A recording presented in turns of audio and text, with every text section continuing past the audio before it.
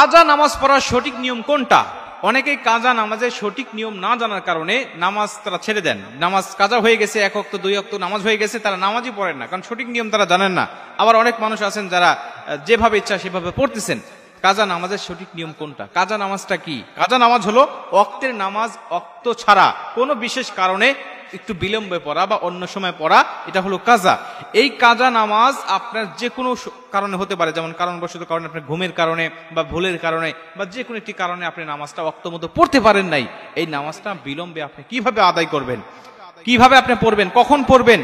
আল্লাহ রাসূল সাল্লাল্লাহু আলাইহি ওয়াসাল্লাম বুখারীর বর্ণনায় বলেন, আনাস ইবনে মালিক রাদিয়াল্লাহু তাআলা আনহু হাদিসটা বর্ণনা করেছেন। তিনি বলছেন, আল্লাহ রাসূল সাল্লাল্লাহু আলাইহি ওয়াসাল্লাম বলেছেন, তুমি যদি ঘুমের কারণে বা কোনো ভুলের কারণে নামাজ ওয়াক্ত অনুযায়ী না পড়তে পারো, যখনই তোমার স্মরণ হবে তখনই তুমি নামাজটা আদায় করে নেবে। যখন তোমার স্মরণ হচ্ছে, আরে আমি তো অমুক ওয়াক্তে নামাজটা পড়তে পারি নাই, আমি ঘুমাইছিলাম, ফজরের নামাজটা জাস্ট আমি পড়তে পারি নাই, এখন তো 6টা বেজে গেছেন, ওয়াক্ত চলে গেছে, এখন কি করব? আল্লাহ রাসূল বলছেন, তখনই তুমি নামাজটা আদায় করে নাও, তখনই তুমি নামাজটা আদায় করে নাও, তুমি জোহরের জন্য রেখে দিও না। অনেক মানুষ আছে গ্রামগঞ্জে, এখনো অনেক মা বোনরা আছেন, অনেক পুরুষ ভাইরা আছেন যারা ফজর নামাজ কাজা হয়ে গেলে জোহরের জন্য রেখে দেন, যে জোহরের নামাজ আদায় করব। আপনি তো এর আগে মারাও যেতে পারেন, মৃত্যুবরণ করতে পারেন, না আপনি রেখে দিবেন না, আপনি তখনই পড়বেন, আপনি তখনই নামাজটা আদায় করে নেবেন। আল্লাহ পাকের কাছে অনুতপ্ত হবেন যে আল্লাহ, আমি জাস্ট টাইমে নামাজটা পড়তে পারি নাই, তুমি আমার নামাজটা কবুল করে নাও। অনুতপ্ত হয়ে যখন আপনি তখন নামাজটা আদায় করে নেবেন, আল্লাহ পাক তখন সঙ্গে সঙ্গে আপনার নামাজটা কবুল করে নেবে। মুসলমান ভাইরা আমার, খুব মনোযোগ দিয়ে কথাগুলো শুনে নিবেন। কাজা নামাজটা কিভাবে আপনি আদায় করবেন, কোন সূরা দিয়ে আপনি আদায় করবেন, এর কোনো বিশেষ কোনো নিয়ম নাই। ওয়াক্তের নামাজ ওয়াক্তে যেভাবে আপনি আদায় করতেন, পরবর্তীতে বিলম্বে আদায় করলেও ঠিক সেইভাবে আপনি আদায় করবেন। আলাদা কোনো সূরা কিরাত নামাজের মধ্যে পড়তে হবে বিষয়টা কিন্তু এমন কোনো কিছু নয়, বা আলাদা কোনো নিয়ত বিষয়টা এমনও নয়। কিন্তু আপনি যে বিলম্বে পড়তেছেন এই নিয়তটা আপনার মধ্যে থাকতে হবে, আপনি কাজা পড়তেছেন এই নিয়তটা আপনার থাকতে হবে।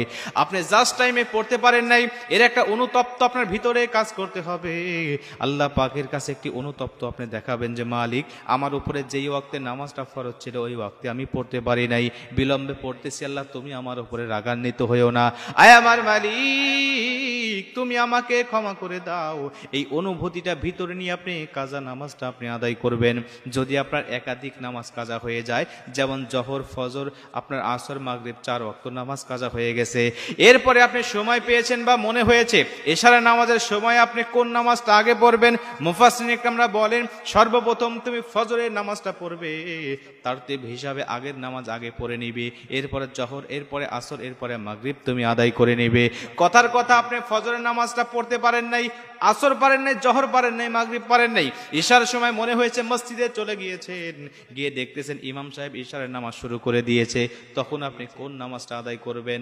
তখন আপনি ইশারের নামাজটা আগে আদায় করে নেবেন জামাতের সাথে, এরপরে আপনি সিরিয়াল মেনটেন করে নামাজগুলো আদায় করে নেবেন। মুসলমান বন্ধু আমার, আবার অনেক মানুষ আছে যারা জীবনে অনেক ওয়াক্ত নামাজ কাজা করে ফেলেছি। অনেক মানুষ আছেন 1 বছর 2 বছর 5 বছর নামাজ পড়েন নাই, কত ওয়াক্ত কাজা হয়েছে এর কোনো হিসাব নাই। তখন আপনি কিভাবে নামাজটা আদায় করবেন? মুফাসসিরিন ইকরামরা বলেন, তখন তুমি তোমার এই কাজা নামাজের জন্য আল্লাহ পাকের কাছে এতটাই অনুতপ্ত হয়ে তওবা করবা, আল্লাহ তুমি আমার জীবনের সব গুনাহগুলো মাফ করে দাও, আল্লাহ তুমি আমার জীবনের যত নামাজ কাজা হয়েছে মাফ করে দাও। একনিষ্ঠভাবে তওবা করবা, আর বেশি বেশি তুমি নফল নামাজ পড়তে থাকবা। আমার আল্লাহ রাব্বুল আলামিন তোমার এই তওবা কবুল করে নিয়ে অতীত জীবনের গুনাহগুলো মাফ করে দিবে। জোরে কোন সুবহানাল্লাহ। আল্লাহ পাক সব গুনাহ তোমার মাফ করে দিবে যদি তুমি এইভাবে তওবা করে নফল নামাজ বেশি বেশি তুমি পড়তে পারো। সুন্নত নামাজ, নফল নামাজ যদি তুমি পড়ো, আল্লাহ পাক অতীতের কাজা এই কাফারাটা তোমার আদায় করে নিবে। মুসলমান ভাইরা আমার, একটি হাদিস অনুযায়ী জানা যায় আল্লাহ রাসূল সাল্লাল্লাহু আলাইহি ওয়াসাল্লাম বলেন, কাল কিয়ামতের ময়দানে কঠিন মুসিবতের সময় আল্লাহ পাক যখন দেখবেন বান্দার আমল নামায় অনেক ফরজ নামাজ ঘাটতি হয়ে গেছে, তখন ফেরেশতাদেরকে ডাক দিয়া বলবেন, ফেরেশতারা দেখো তো বান্দার আমল নামায় কেমন নফল নামাজ আছে, বান্দার আমল নামায় কত নফল নামাজ আছে তোমরা একটু লক্ষ্য করে তাকিয়ে দেখো।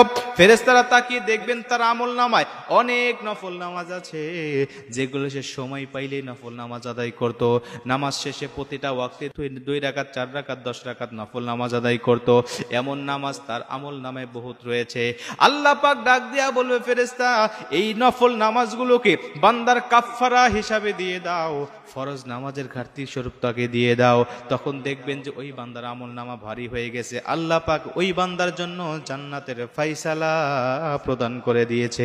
জোরে কোন সুবহানাল্লাহ। আল্লাহ পাক তাকে জান্নাতের ফায়সালা করে দিবেন এই যে নফল নামাজ বেশি বেশি করার জন্য। এজন্য একাধিক ওয়াক্তে নামাজ যারা ছুটে গেছে, হিসাব নাই কত ওয়াক্ত পড়েছেন, আপনি কি করবেন?